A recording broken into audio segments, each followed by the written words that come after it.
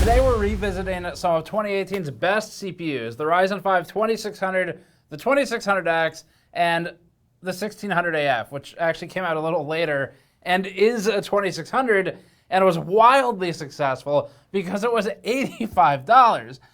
That was a problem though. It disappeared pretty quickly, and when it reappeared, it was at scalped prices. Today, we're looking at how the 2600 series and the 1600AF, same thing, more or less, perform versus modern CPUs. So we'll be looking at AM4 options for drop-in upgrades like the 5800X 3D, Intel options that are new, and then AM5. So if you've been running on a 2600 class system for a while and you're thinking about upgrading, this should get you an idea for what kind of relative percent uplift you could see, or some absolute numbers in some cases. Let's get started. Before that, this video is brought to you by the Arctic Liquid Freezer 2 series. Arctic ships its Liquid Freezer 2 in both ARGB and non-RGB variants, and we've found their coolers to be among the best performers for our CPU test benches. We've bought several now and have them on our GPU and CPU test benches for daily use. Arctic also has its P12 Max and P8 Max fans that we've been using in some of our ITX case reviews. You can find links to all of these in the description below. So the 2600 CPU, we gave our best overall award, or best gaming or budget or something. We gave them a couple of awards, these R5 class CPUs, in the earlier days of Ryzen. That's because they were really good, especially at the price. The 2600, it launched at $200. 2600X was like $230, and then of course the 1600AF much later, but at $85. And even in the former two scenarios, that was extremely competitive. They offered a good amount of performance, good multi-threaded performance for the time, and that made them awesome options for AM4 builds. And we think probably a lot of people are still running those CPUs, and they're still good today. Of course, you can upgrade. You can get multiples in some instances, depending on how high-end you go.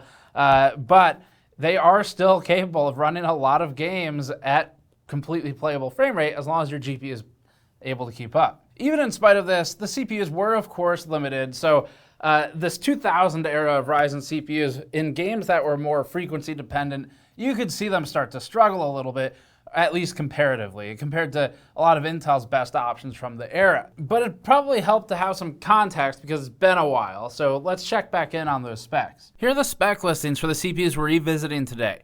The AMD R5 2600 is a 6-core, 12-thread CPU that advertises a boost up to 3.9 gigahertz. Back in the day, overclocks could commonly hold 4 to 4.2 gigahertz all-core for these. The 2600X is also 6-core and 12 threads, but advertises a maximum boost of 4.2 gigahertz, so that was its primary contribution for the extra $30 or so. Its base clock is 3.6, which is up from 3.4. The AMD R5 1600AF is a slower variant of the Zen Plus 2000 series CPUs, just with an older name. Back when we reviewed it, we noted that it may not be as good of a bin as a 2600. We had no real way to know that at the time, but it all made sense given the pricing and the timeline in which it was available.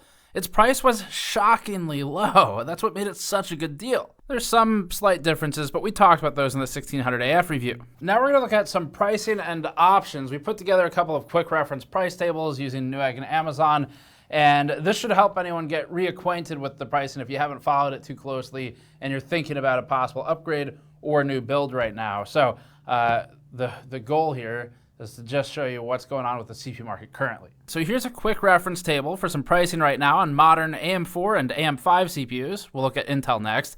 The R5 2600, 2600X, and 1600AF original prices are also listed here. The 2600 was $200. That category has most recently been handled by the 7600 Non-X, or the 7600X as shown here in a slightly higher price class. The 1600AF was again briefly an $85 CPU, but its insane price was wiped out pretty fast by scalpers and retailers when they caught on to how popular it was.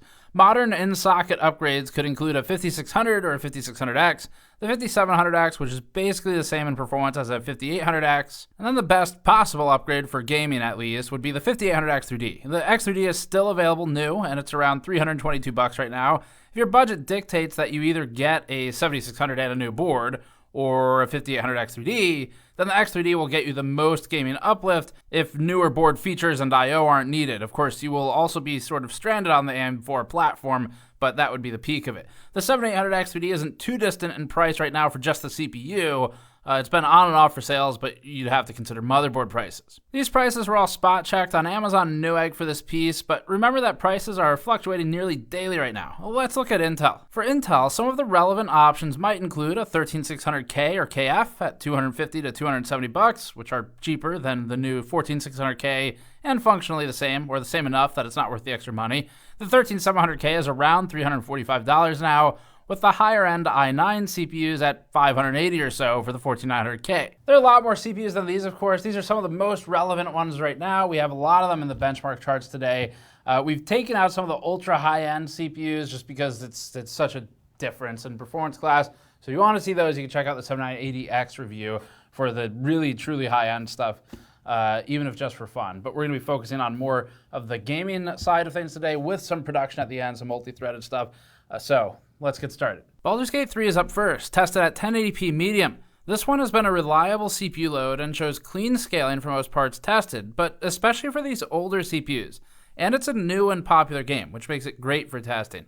The R5 2600X ran at about 51 FPS average in this chart, with the 2600 just behind it and the 1600 AF effectively tied with the 2600, which makes sense for the reasons we discussed earlier. We'll talk upgrades first.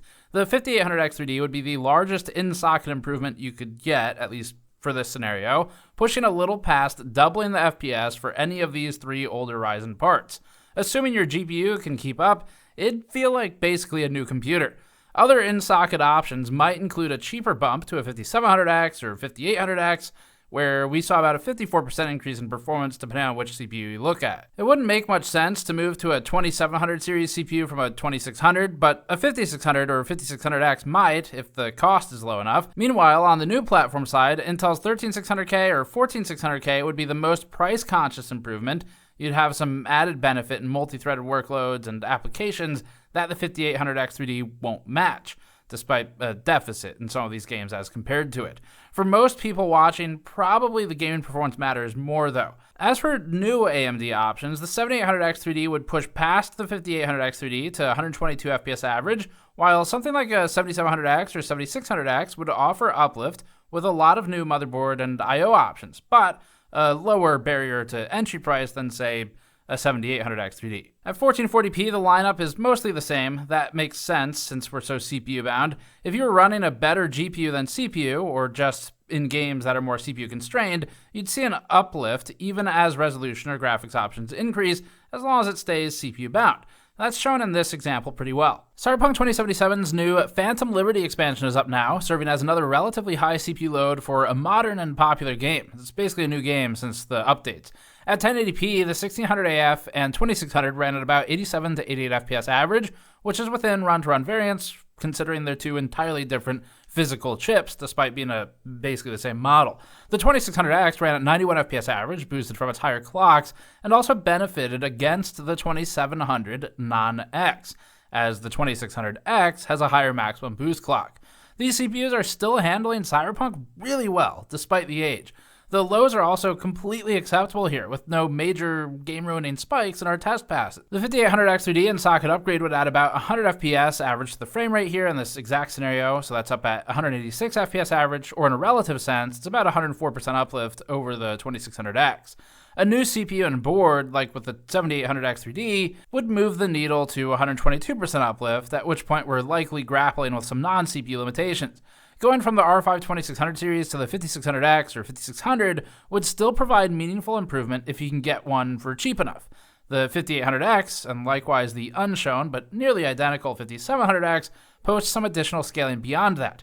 Intel's 13600K would also provide major uplift, this one about 71% on the lower end of that range, and then non-3D CPUs like the 7700X get most of the benefit of the 5800X3D, but move you to something newer, maybe some more forward-looking in-socket upgrades later on. At 1440p, we saw about the same lineup. The very top end is now slightly limited, cut from 203 FPS average at the peak to about 190, but otherwise you still get a big improvement with a sufficiently high-end GPU if moving off of the 2600 or 1600 AF CPUs. Starfield is up now. As another of the three brand new games we've recently added, it's gone through the most dramatic changes, maybe Cyberpunk aside.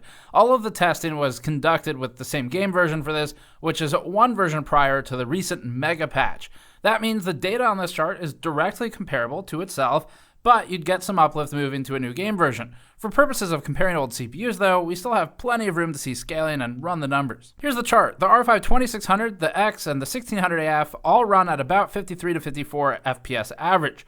The 2700X was around 56 FPS average, so not much difference there. And the 2700 data on this chart is within error of the 2600 and the 1600AF. Another round of reruns might get us another 1 to 2 FPS depending on variance. We've seen that there's a couple frames per second of variance at this rank, but it's all within error here. The 5800X 3D, however, definitely is not within error. That one would give you around a 71% uplift in a like-for-like scenario against the 2600X. It's not as crazy as we've seen in some other games, but it's still a huge improvement. The 14900K sets the ceiling at 132 FPS average in this one, so the 13600K or 14600K might also be viable alternatives, providing around double the frame rate. F1 2023 is up now, and this one, the 2600 ran at 175 FPS average, with the 2600X holding a 4% lead.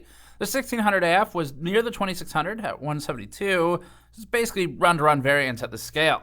That these CPUs can still run modern games in the hundreds of frames per second shows how viable they still can be.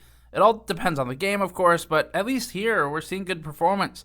The 5800X 3D leads the 2600X by about 149%. This is an insane jump considering the nature of the in-socket change. As we've said before, it's crazy that such a wide gap can exist while being tested in the exact same board with the same RAM and other components. But remember, that's only made possible if the GPU provides enough scaling headroom. The 7800X 2D boosts further at 181% over the 2600X, and Intel's options might land you on a 13600K at about 350 FPS average, or the 14700K at 407 FPS average, which itself is about tied with the 7700X, although it produced higher 1% lows, at least on a technicality. At 1440p, the R5 2000 series and the AF ran in the 170 to 180 FPS average range.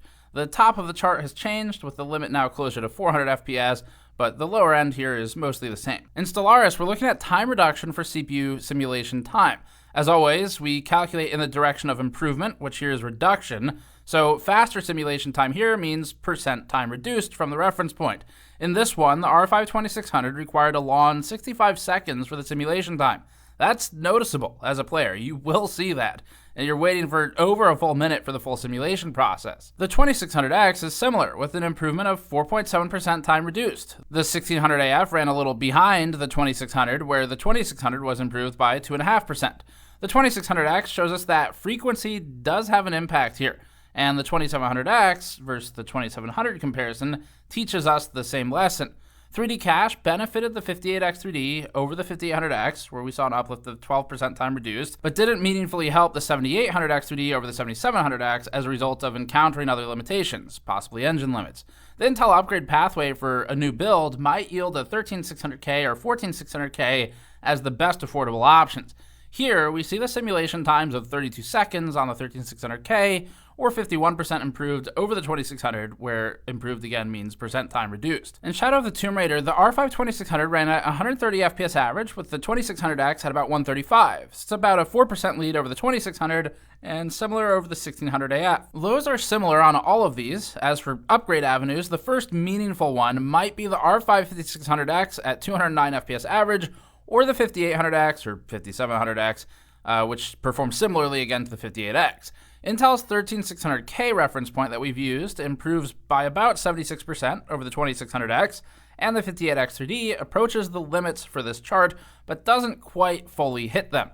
It's at 315 FPS average, or 133% over the 2600X. The 78X 3D and 7950X 3D show us the limitations of scaling in this test, even at 1080p. Our last game test is for Rainbow Six Siege. In this benchmark, the 3D cache scaling is huge. You can see that when jumping between the 5800X and 5800X 3D at 552 FPS average to 650, or from the 7700X's 640 FPS average to 717 FPS average with the 78X 3D.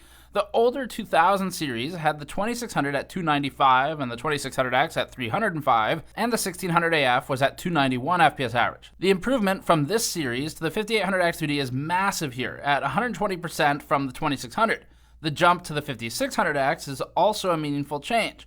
New builds with a 7800X 3D would multiply in performance to 717 FPS average, with Intel's 13600K mid-range option offering a step between the 5800X2D and the 5600X. The wild thing with this chart is just how clear the generational improvement is. If we draw a line horizontally between the 5600X and 3700X, there's a clear gap that forms as a result of generational changes, particularly with clock speed. Now we're moving on to production benchmarks, including Blender rendering, which we really should just rename to Blendering. For this, we're adding the 5950X and 5900X to the charts because they might be viable upgrade options for anyone who's not as heavy into gaming workloads, but doesn't want to upgrade boards either. Just depends on the price. In Blender, smaller bars are better, so we don't invert the axis or turn it into a rate for this test, but instead use the base metric of time completed. Some other tests conducted in suites, like Puget's, invert the axis and use aggregate calculations for bigger bar better charts, often in points. But we keep it simple in Blender. Calculating improvement means percent time reduced for CPUs that complete the single frame fixed unit of work in less time than the reference point. In this, the R5 2600 required 33 minutes to complete the render, allowing the 2600X to complete the work in 5% time reduced. The 2700 and 2700X show clear core and, with the latter, frequency scaling in this work. Upgrade paths might include the 5800X at 17 minutes, or an improvement of 48% from the 2600 when calculating time reduced on a smaller is better axis with the base metric unchanged. The 5950X would offer an insane improvement if you want heavier on this kind of work, although the value against a brand new build would heavily depend on pricing. The jump to about 10 minutes render time is massive here. It's a 70% time reduction. The 13600K offers value as a balanced chip here, with its good overall gaming performance we saw earlier and advantaged all-core performance against something like the 5800X3D. There's a reason it won Best Balanced CPU from us. 7-zip compression is up now, back to bigger bar better for when bigger number better. In this one, the 2600, the X, and the 1600AF are all adjacent at the bottom of the updated chart. The 5600X would offer a meaningful uplift in file compression performance, with large gains coming from the 13600K, or if you can spend more, the 5950X. Newer CPUs like the 7900X or the 7950X begin offering crazy performance improvements, but these would really only be worth paying for if you regularly run compression processes. In file decompression, still measured in millions of instructions per second, the 2600X allowed the 5800X an improvement of 81% and the 5950X an improvement of 230%. The 13600K again provides a good balance, although the 5800X3D isn't too distant if your focus is gaming first and foremost. The next one is Adobe Premiere, tested with Puget's Bench, where it aggregates multiple scores based on performance. Premiere can theoretically be measured a number of different ways, depending on what's done.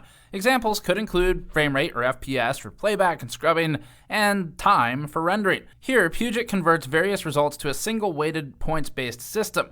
The 2600 scored 423 points here, just ahead of the 1600AF, and predictably just behind the 2600X. The 5800X and X3D score around 607 to 616 points, or an uplift maximally of 46% over the 2600. The 7700X also posts large gains of 74%, as opposed to the 2600, and would be a good modern option. From Intel, the 13600K again illustrates a good balance of price, gaming performance, and non-gaming performance. The 14900K and 7950X are clear chart leaders here, but also much more expensive. Adobe Photoshop still hates optimization, but it seems to hate it less than it used to. Adobe would have loved it if Intel ever shipped that 10 GHz CPU in 2005. We're a little bit late. In this one, the 2600, 2600X, and 1600AF again establish the chart base. The 5600X posts a massive improvement from generational changes, marking a 33% boost over the 2600X. The 5950X sadly doesn't benefit from its core count much here, with the 5900X establishing more of a so-called sweet spot. The 7700X offers a great balance by leading the chart, but remaining in a relatively more affordable price class than i9 and R9 CPUs, with the 13600K doing the same, but with more price focus at a sub-$300 price class these days. Here's the power consumption chart. The R5 2600 originally was measured at about 84 watts when tested in the exact same conditions as our modern CPUs are tested. The X isn't on this chart, but we did overclock the 2600 to 4.2 GHz back in the day. For that test, we measured a 145 watt draw at the EPS 12 volt cables, with the 1600AF pulling 152 watts for its higher vCore requirement to sustain 4.2 GHz. The 1600 AF base model pulled 83 watts. Again, that's basically a 2600 era CPU, it's just got a different name to it. The non-overclocked numbers are easy to cool by today's standards. The overclocked numbers, while super inefficient overall, still manage to be lower than a lot of today's CPUs. Of course, a lot less effective, but it gives you some context for cooler requirements today. Here's the efficiency chart. We're completing a single frame of work and monitoring the energy consumption. In this one, the 2600 ranked the lowest on the chart at 46 watt hours, although the 84 watt draw from the previous chart was relatively low in an absolute sense. The efficiency, shown here, isn't nearly as strong as modern AMD parts. Anyone upgrading from this generation will see huge improvements in efficiency, or the amount of work completed with the amount of power that's used. The 2700 pulled about 8 to 9 watts less in the original power consumption testing, which, alongside its core count increase and therefore performance boost for Blender, made it much more efficient than the 2600 here. This might be the real story. AMD's efficiency has significantly improved generationally. Some of that is also in the BIOS improvements. So that's it for the recap here. The 2700 we looked at in a separate revisit a couple weeks ago. You can check that out on the channel. We also did a best CPUs of 2023 roundup to give you a top level rundown of what we think the best CPUs are for different tasks right now. As for the 2600s here, the performance, just like the 2700, is clearly still good for a lot of these games. It just is a question of, is it good for the applications you're running?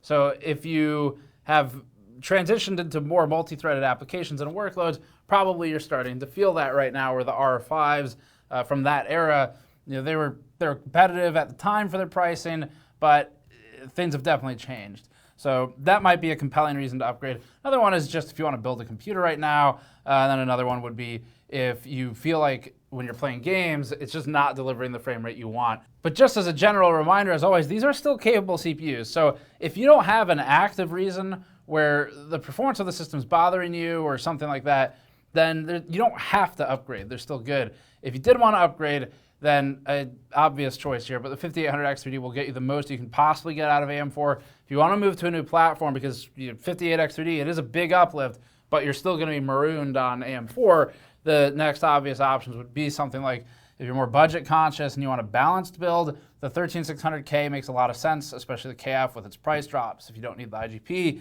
And then if you want something higher end and sticking with AMD, but still a little budget conscious, the 7700X is a pretty good contender here, replacement for these R5s. Truly high end, like 78X3D for gaming, or 14.7, 14.9 or something for just mixed workloads with Intel, or 13 series where it's cheaper because it's mostly the same thing. 14's got some differences in the 700K SKUs, but the options there jump the price a lot, of course. So the 58X3D, the 7700X, these are options that are worth looking more into for what you do. And more gaming heavy, you start looking at X3D, and more mixed workloads, less focus on gaming, then again, the i5 or maybe an i7 or a 7700X, those are all worth looking into more as well. And we have standalone reviews for each of those parts. So it's fun to look back at this one. The last roundup we did, we asked you all to leave comments for what you wanted to see rounded up or revisited after the 2600 series. And the most popular comment was the 8600K and 8700K. So we'll probably dig those out and start working on them at some point over the next month or two. But same question here. After those two, and we might get a 10 series in there first, but after those, let's call it 4, what do you want us to look at next for a revisit? So that's it for this one. Thanks for watching. As always, leave your comments below with the answer and upvote each other so we know what to target next. Subscribe for more. Go to store.gamersnexus.net to help us out directly, and we'll see you all next time.